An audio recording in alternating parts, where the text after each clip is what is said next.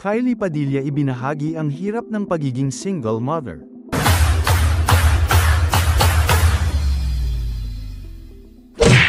Ibinahagi ni Kylie Padilla ang kanyang mga nararamdaman tungkol sa pagiging isang single mother sa pamamagitan ng isang tula na kanyang inilathala sa social media. Sa tula, ipinasikat ni Kylie ang mga hamon na dala ng pagiging isang ina na mag-isa sa pagpapalaki ng kanyang mga anak.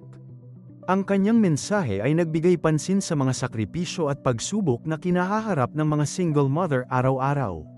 Sa kanyang tula, ibinahagi ni Kylie ang hirap at bigat na dulot ng pagiging mag-isa sa pagpapalaki ng mga anak.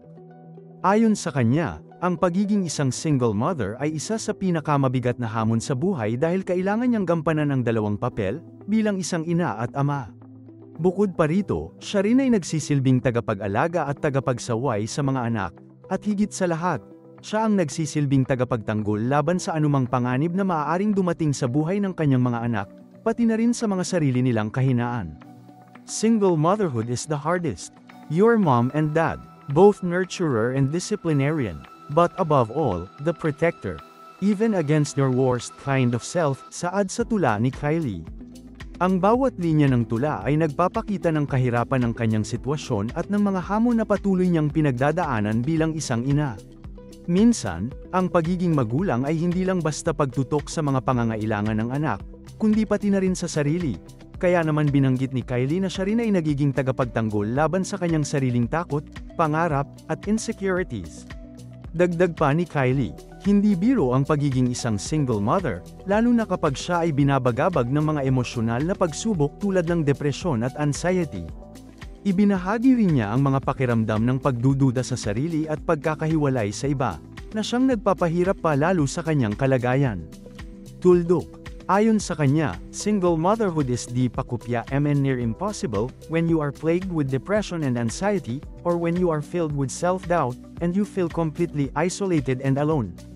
Sa mga salitang ito, inilahad ni Kylie ang malalim na nararamdaman ng isang ina na nagpupunyagi at lumalaban sa kabila ng mga personal na pinagdadaanan. Ang mga mental at emosyonal na pagsubok ay isang bahagi ng kanyang pang-araw-araw na buhay, kaya't kahit gaano man siya kalakas, may mga pagkakataon na nararamdaman pa rin niyang mahirap at mag-isa siya sa laban. Ang kanyang tula ay hindi lamang isang personal na saloobin, kundi isang paalala sa mga kababaihan, lalo na sa mga single mothers, na may mga tao ring nakakaranas ng parehong hirap. Ipinakita ni Kylie sa pamamagitan ng kanyang tula na kahit sa kabila ng mga pagsubok, ang pagmamahal at sakripisyo para sa anak ay ang nagbibigay lakas sa kanya upang magpatuloy sa buhay. Gayun din, ipinapaabot ni Kylie sa kanyang mga taga-suporta at sa iba pang single mothers na hindi sila nag-iisa at mayroong mga paraan upang malampasan ang mga pagsubok na dala ng pagiging magulang. Ang pagbabahagi ni Kylie Padilla ng kanyang karanasan at saloobin ay isang malakas na mensahe ng katatagan at lakas ng loob. Sa kanyang tula, ipinakita niya ang masalimuot na aspeto ng pagiging isang ina, at ang mga hamon na madalas hindi nakikita o nauunawaan ng iba. Minsan, ang pinakamahalagang bagay na maibibigay natin sa ating mga anak ay ang patuloy na pagmamahal at ang lakas ng loob upang magpatuloy sa kabila ng mga pagsubok.